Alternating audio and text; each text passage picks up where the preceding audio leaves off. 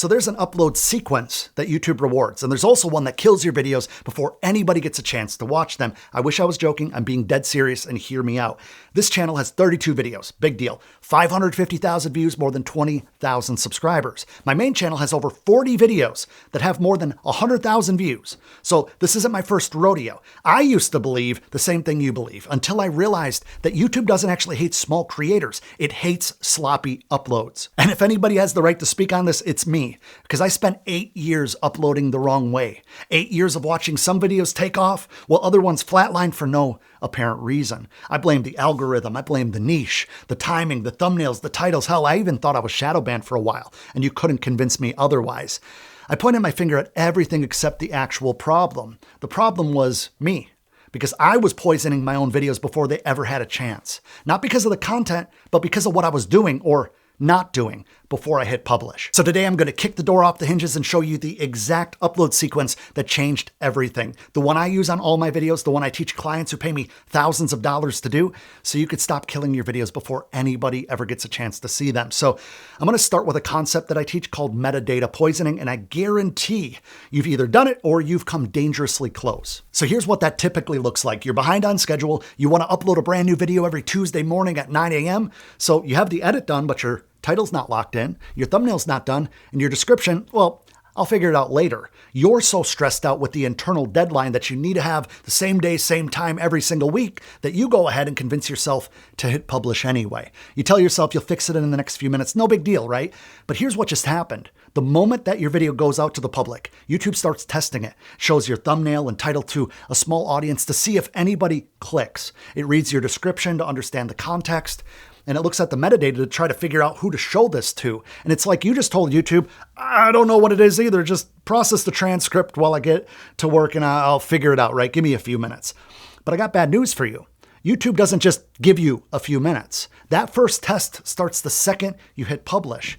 With your garbage title, with your auto-generated thumbnail, with your empty description box, your first impression just got locked in based on incomplete information, and it's completely your fault. And that's metadata poisoning, and we can't undo it, unfortunately. Sure, you can absolutely go and change the title later. You could swap out the thumbnail. You can write an intentional description, how you should have did it before you hit publish. But YouTube already tested your video with that first audience, and that data is already collected. And at that point, you're not starting fresh. You don't get a second chance. You're trying to dig out of a hole that you created. Now, let me be very clear about something. Uploading your video early with plenty of time before you go live with it, in my opinion, is a very, very good move. I upload all of my videos a day or two or more prior to publishing. That lets the video process, but it also gives me the peace of mind to triple check everything before I hit publish or before I have it scheduled to go out.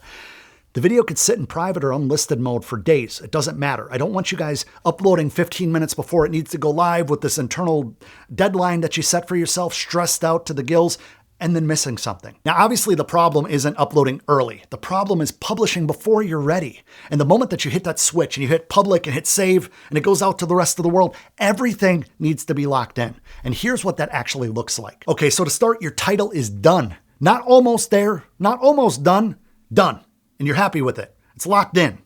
Your title is one of YouTube's primary signals as far as what your video is about. In most cases, it determines which searches your videos pop up in, which audiences your video hits first, and how it gets categorized. If you're still workshopping the title, when you hit publish, you are already lost. Now, you really should have the title locked in way before you ever hit record, but that's a different topic for a different video. Now, same goes for thumbnail. You need to have it done and locked in before you hit publish. Otherwise, YouTube already showed your video to test audiences with one of those garbage auto-generated thumbnails. And unless you're Emma Chamberlain, that isn't good enough. And what happens when they do that? People don't click. People log that test data, and by the time you upload the real thumbnail, the damage is already done. Your thumbnail needs to be designed, exported, and uploaded before you go public. And look, I know that this might be a hot take, and a lot of people push back saying, Adam, the file names don't matter at all. YouTube's come out and said that the file names don't matter, and they might be right. I give you that. But it takes 5 seconds to rename your thumbnail and your video file with the title of your video. So instead of leaving it whatever it is, why wouldn't you do that? Now, with that being said, the description matters more than you think. YouTube uses it to understand context and related topics and what your video is actually about beyond the title. Don't get me wrong. I know I'm going to get comments through the roof. Adam, they processed the transcript. Yes, but that's just the words you said, not the intention behind them. The description box, especially the first 150 characters, matter the most because that's what shows up in search. Write the whole thing like you're explaining the video to somebody who can't watch it. Now, quick pro tip, if you go into your YouTube studio, then click settings and finally upload defaults, you'll see where you're able to write your standard description box add-ons once, and I'm talking about the links and the offers and outro text. And once you hit save, then they autofill every time that you upload a new video, and you only have to write the unique parts, which saves some time. And once those links are all set up and that default chunk is in there, you don't have to worry about anything not working because it's just a one and done thing. Now, a feature that a lot of people overlook is playlists. It's super important to set these up and have your playlists selected before you publish, not after, before. I'm talking about when you upload a video, adding them to playlists right before you hit publish. Playlists signal to YouTube which videos belong together, how they lump them, how they group them. And if you add it before you go public, YouTube factors in how it's going to categorize and recommend your videos to other people based on what they've watched already. If you add it later, you've unfortunately missed that initial window. And again, timing is everything here. All right, now let's talk about chapters. As I've explained before on this channel, auto-generated chapters from YouTube are pure garbage. They add chapter titles like discussion and continuation, which are absolutely meaningless. Your chapter titles get indexed by Google, guys. I don't think you understand how big of a deal this is. When someone searches a question, your chapter matches their question, they land on that direct section of your video. It's free traffic, and auto chapters waste it completely. It takes 5 minutes to do it by hand the right way, so you can either write them manually or use an AI tool such as ChatGPT or Gemini to help you optimize for search. It's always a better idea to do it manually. I never select auto chapters. Now, I want to talk about setting up your end screens intentionally. Which videos are you linking? It's not necessarily the most recent video that you uploaded here. We need to select a video that continues this viewer's journey. So if somebody watched a video about uploading, where do they need to go next? That's what I'm thinking about before I go live with this video that you're watching right now. And I'll have that linked at the end of this video, so stay tuned for that. This is how you build session time. One video into another video into another video. That's the real play here. And by the way, I put everything that you need into my ultimate YouTube growth guide, which is a perfect companion for all of my videos here on this channel, and it's absolutely free. In the past 4 months alone, I've had more than 5,000 people download the growth guide, and I really appreciate all the thank you messages that I've received and emails and whatnot. It's pretty surreal. So if you're ready to take your YouTube channel to the next level, click that link in the description box below, download the guide, use it, and enjoy. Okay, so you got the sequence now. Everything's locked in before you go public with your video. Now let's talk about the timing and when you go live with your videos. When you're first getting started, posting at the same time, the same day of the week, doesn't matter nearly as much as just getting new content out every single week. I post on Monday sometimes. Other times it's Tuesday, Wednesday, Thursday, or Friday if the edit took a little bit longer than expected. Look, consistency matters. But a video every single week matters more than having a set day, letting yourself down, skipping a week. And the more you get dialed in and build that actual audience, having a strict schedule can definitely build loyalty faster.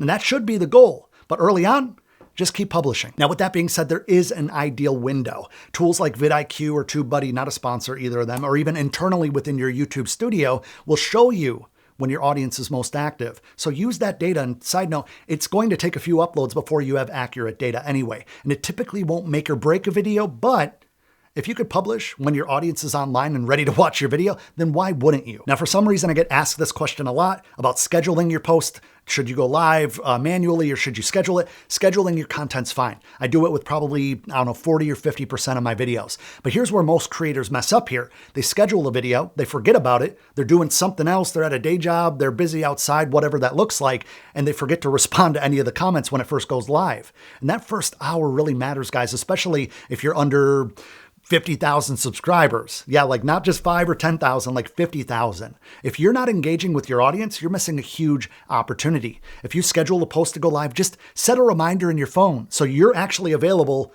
and like aware that you need to get on there and interact with people. Speaking of which, if you guys have any questions, make sure to leave them in the comments, and I do my best to respond to every single comment. Now, like I talked about before, YouTube is measuring specific things within that first hour, like click-through rate, right? Your thumbnail and your title get shown to a small test audience, and YouTube looks at what percentage clicks versus how many people saw it or impressions on your video. Now, a high click-through rate, YouTube expands the test, shows it to a lot more people. If you have a super low CTR click-through rate, YouTube holds it back, and I hope you guys can understand that.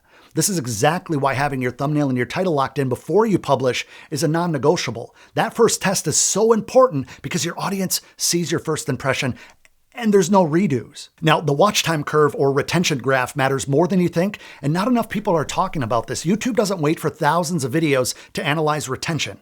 And retention is trust, right? It watches the first viewers, that first group of viewers. Where do people drop off? Do they make it past 30 seconds? Do they make it to a minute or two?